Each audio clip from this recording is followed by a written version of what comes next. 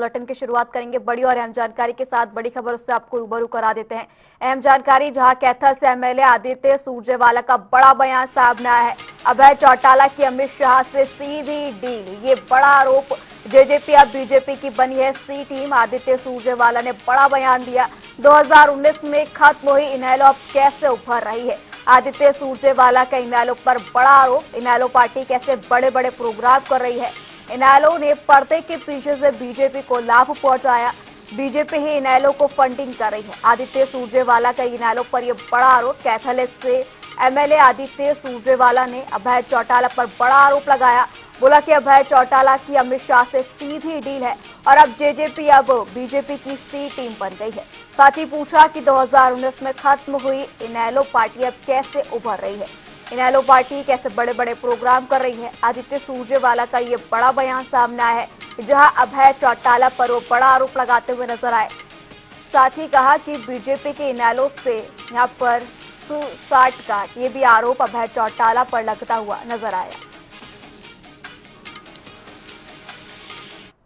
हमें पता ही है एनएलओ जो है, जेजेपी जो है, जो दोनों भाजपा की बी टीम है। आज तो जेजेपी सी टीम बनी हुई है। भाजपा भी उन्हें, जेजेपी को कोई ज्यादा भाव नहीं देती। जो लोकदल है वो इतने सालों से बिल्कुल खत्म हो गया था 2019 के बाद।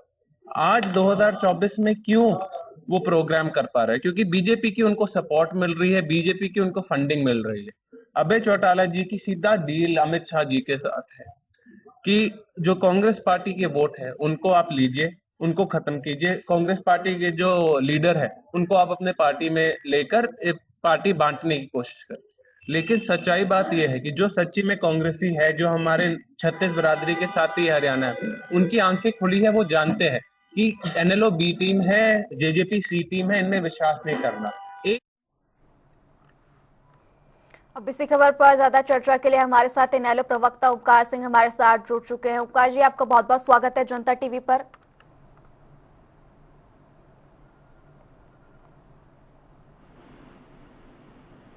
अब तक आवाज पहुंच रही है ओंकार जी मेरी? हाँ जी, आ रही है जी। जी ओंकार जी, अभी इनेलो पर बड़ा आरोप यहाँ पर सुरजेवाला लगाते हुए नजर आ रहे हैं। किस तरीके से देख रहे हैं इन आरोपों को? दुर्गा जी, पहले तो देखिए आरोप लगाने वाले की हैसियत क्या है, जी, कौन है, हु इज दिस। इसकी अपनी अकल तो होनी चाहिए। इसको ये नहीं नजर आता कि राज्यसभा के दो दो सांसद जब चुने गए तब हुड्डा का क्या रोल था। इसको नहीं नजर आता पैन की शाही किसने बदली थी। और ये कह रहे ओंकार जी, कि नाम भी तो बहुत बड़ा है। आदित्य एमएलए हैं, उन्होंने बड़ा आरोप जो है आप पर इनेलो पार्टी पर लगाया। भय चौटाला की जो सिर्फ है सीधी एमएलए, साठ। दुर्गा जी, सिर्फ एमएलए बनने से नाम बड़ा नहीं हो जाता। हरियाणा की राजनीति में बताइए क्या कद है इनका, क्या रोल है इनका हरियाणा की राजनीति में। जुम्मो जुम्मो अभी तो पैदा हुए और क्या आरोप लगा रहे हैं ये भी जी तो ओंकार देखिए। जी, लौटूंगी। और हमारे पेश मनीष खटाना भी कांग्रेस से प्रवक्ता हमारे साथ जुड़ चुके हैं। मनीष जी, ये कांग्रेस की ओर से बड़ा आरोप इनेलो पर लगता हुआ नजर आ रहा है। ओंकार जी ने भी जो है ये जवाब दिया। इस पर आपका रुख करना चाहूंगी, किस तरीके से देख रहे हैं?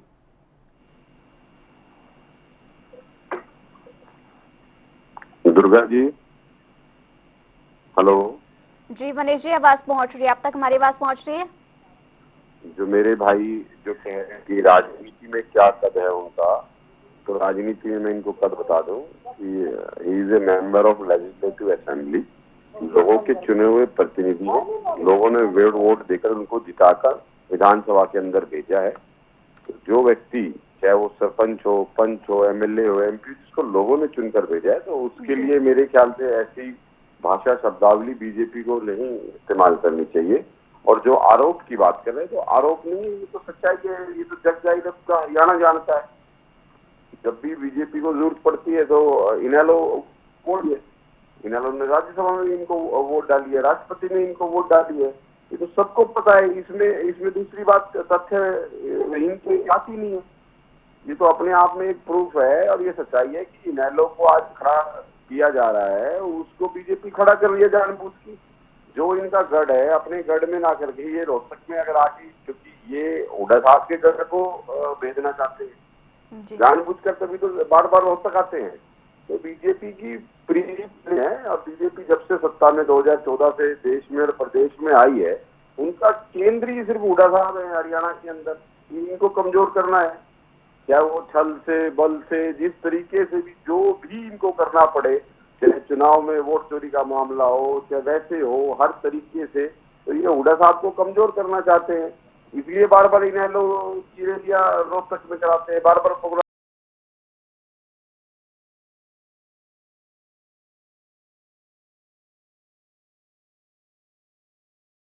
के दिलों में राज करते हैं। पूरे हरियाणा उनका गढ़ है। तो आप इस तरीके से सिर्फ एक जगह जाकर आपको लगता है कि आप उनको कमजोर कर दोगे, तो ऐसा कभी नहीं हो सकता। ये आपको आज आप सत्ता में हो, आप सत्ता में काबिज हो, आपको लोगों के भले के लिए काम करने चाहिए, युवाओं के रोजगार के लिए बात करनी चाहिए, किसान के लिए बात करनी चाहिए, इंडस्ट्री की बात करनी चाहिए, हेल्थ की बात करनी चाहिए, एजुकेशन की बात करनी चाहिए। जी जी मनीष जी, कोई ध्यान देना चाहिए इन मुद्दों पर। आपको जी आपका बिल्कुल जवाब दे लेते हैं ओंकार सिंह से। ओंकार जी जिस तरीके से कहते हुए नजर आ रहे हैं मनीष जी कि कांग्रेस को यहाँ पर जो है कमजोर करने की कोशिश करते हुए इनेलो नजर आ रही है, जो कि यहाँ पर बिल्कुल भी यहाँ पर देखा जाए तो पॉसिबल नहीं है। ओंकार जी आवाज पहुंच रही है आप तक? हाँ जी पहुंच रही है दुर्गा जी। जी मैं एक बार फिर सवाल बता देती हूँ। मनीष जी के कहते हुए नजर आ रहे हैं कि इनेलो जो है कांग्रेस को कमजोर करने की कोशिश कर रही है, लेकिन ऐसा बिल्कुल भी हो नहीं पाएगा। ऐसा दुर्गा जी लोकतंत्र है। मेरे भाई अभी मनीष खताना जी बोल रहे थे कि इनेलो रोहतक में रैली करती है। जी जब अमित शाह जी रोहतक में रैली करते हैं तब क्या फर्क पड़ता है? और लोकतंत्र कोई कहीं भी रैली कर सकता है, इनसे पूछ के रैली करेगा। मैं पूछना चाहता हूँ आज कांग्रेस को डर क्यों लग रहा है? किस चीज का डर लग रहा है? क्योंकि कांग्रेस अब टूट के कगार पे है। मैं मानता हूँ 2019 में हम बहुत कमजोर थे, लेकिन आज परिस्थितियां बिल्कुल विपरीत हो चुकी हैं। इनको लग रहा है कि इनका गढ़ टूट गया, इनको लग रहा है कि इनके कांग्रेसी जा रहे हैं। जी और फिर लोकतंत्र कोई कहीं जाए, हमारे भी तो बहुत से लोग कांग्रेस में गए थे, जी वो अपनी मर्जी से गए थे, लेकिन कांग्रेस की घटिया मानसिकता देखिए कि जब कोई व्यक्ति इनको छोड़ देता है तो उसको 21 लैंग्वेज से यूज करते हैं। और मैं तो ये कहता हूँ आदित्य सुरजेवाला को अगर इतना बड़ा रोल लगा रहे हैं तो कोई सबूत तो होगा, जी दिखा दीजिए ना। बच्चों जैसी बात कैसे कर रहे हैं? सिर्फ विधायक बन जाने से मैच्योरिटी नहीं आ जाती। आप दिखाइए क्या सबूत है आपके पास जो आप आरोप लगा रहे हैं। और हम जो आरोप लगा रहे हैं हमारे पास तो सबूत है। हुड्डा साहब ने अपनी वोट नहीं डाली राज्यसभा के चुनाव के समय, बताइए कितनी बार एमएलए बन चुके हैं। पेन की शाही किसने बदली, कैसे बदल दी? 31 एमएलए थे 2019 में इनके, और इनका राज्यसभा का सांसद नहीं बना। फिर इनको कुलदीप बिश्नोई और अन्य नेता कैसे छोड़कर जा रहे हैं? क्योंकि इनकी जो राजनीति है वो सिर्फ सेल्फ ओरिएंटेड है, वो जनता और के ओरिएंटेड नहीं है, जनता की भलाई से नहीं है। आज कांग्रेस अपने आप को हाशिए पर पा रही है, और आप देखना धीरे धीरे हरियाणा में कांग्रेस का क्या हाल होगा। जो परिस्थितियां हमारे साथ 2019 में आई थी, जी ओंकार जी बिल्कुल ठीक है, लेकिन सवाल तो यहाँ पर यही उठ रहा है ना कि बीजेपी जो इनेलो को फंडिंग करते हुए नजर आ रही है, कितना सहमत तो बता दीजिए किसने फंड किया? देखिए एक मिनट, कहना बहुत आसान है, सबूत दीजिए ना कहाँ फंडिंग करी, किसने देखा, कितने पैसे दिए? कहना आसान है, फंडिंग वाला सिस्टम कांग्रेस में होता होगा। ठीक है मनीष जी, ठीक है ओंकार जी, मनीष जी से इसका जवाब दे लेते हैं। मनीष जी कहते हुए नजर आ रहे हैं ओंकार कितना बड़ा आरोप जो है लगाया जा रहा है, तो कहीं ना कहीं सबूत होंगे, उस सबूत के बारे में पूछ रहे हैं। सबूत जनता इनेलो को पिछले 3 चुनावों में दे चुकी है। सबूत हरियाणा की जनता देती है। ये हरियाणा की जनता की जो आवाज होती है वो हरियाणा की जनता खुद अपना हिसाब कर लेती है। और मुझे ऐसे जो सबूत की बार बार बात कर रहे हैं, तो सबूत तो मैंने जो अपनी बात में कहा कि हरियाणा की जनता हर जब भी समय आता है वो सबूत दे देती है। आप जिस तरीके की राजनीति कर रहे हैं, आप बीजेपी को कोसते हैं और उसके बाद आप बीजेपी के साथ मिलकर जितनी सीटों पे आपने चुनाव लड़ा, जहां जहां आपने उनकी मदद करी, उन्होंने आपकी मदद करी, वो पूरे प्रदेश को पता है। उसमें सबूत की आवश्यकता नहीं है। हरियाणा की जनता बहुत समझदार है। हरियाणा के लोग जगे हुए लोग हैं, सोए हुए लोग नहीं है। तो हरियाणा की जनता ने इनको जवाब दे रखा है। लेकिन कहने का मतलब यह है कि आप जो राजनीति कर रहे हैं, आप जिन लोगों की राजनीति कर रहे हैं, एटलीस्ट कम से कम उनके साथ तो सच्चाई के साथ खड़े हो। बीजेपी तो हर चुनाव में इनको यूज करती है, हर चुनाव में यूज करती है, चाहे वो राज्यसभा का हो, चाहे राष्ट्रपति का हो, चाहे विधानसभा का हो, और हर चुनाव में ये उनके साथ काम करते हैं। तो इसमें क्या बुरा ओंकार मानने वाली जी, मुझे इससे आप लगता नहीं। सहमत है जिस तरीके से मनीष जी कहते हुए नजर आ रहे हैं कि बीजेपी जो है हमेशा इस्तेमाल करते हुए नजर आती है, चाहे वो विधानसभा का चुनाव हो चाहे लोकसभा का?